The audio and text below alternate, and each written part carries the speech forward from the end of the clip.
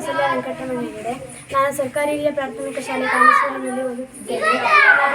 ನನಗೆ ಮಕ್ಕಳ ದಿನಾಚರಣೆಯ ದಿನ ರಾಜ್ಯ ಸರ್ಕಾರದಿಂದ ಕೆಳದಿ ಚೆನ್ನಮ್ಮ ಶೌರ್ಯ ಪ್ರಶಸ್ತಿಯನ್ನು ಕೊಡುತ್ತಿದ್ದಾರೆ. ನನ್ನ ಸಮಯ ಪ್ರಜ್ಞೆಯನ್ನು ನೋಡಿ ಶೌರ್ಯ ಪ್ರಶಸ್ತಿಯನ್ನು ಕೊಟ್ಟವರಿಗೆ ಮತ್ತು ಊರ ನಾಗರಿಕರಿಗೆ ಎಲ್ಲರಿಗೂ ನನ್ನ ಧನ್ಯವಾದಗಳನ್ನು ಹೇಳುತ್ತೇನೆ.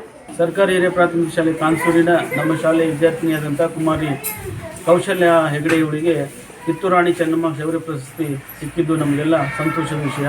ಹಾಗೆ ನಮ್ಮ ಊರವರಿಗೂ ಹಾಗೂ ನಮ್ಮ ಪಾಲಕ ಬಂಧುಗಳಿಗೂ ಎಲ್ಲರಿಗೂ ಹಾಗೆ ಈ ಪ್ರಶಸ್ತಿ ನೀಡುತ್ತಿರುವಂಥ ಗೌರವಾನ್ವಿತರಿಗೂ ನಾವು ತುಂಬ ಹೃದಯದ ಅಭಿನಂದನೆಗಳನ್ನು ಸಲ್ಲಿಸ್ತೇವೆ.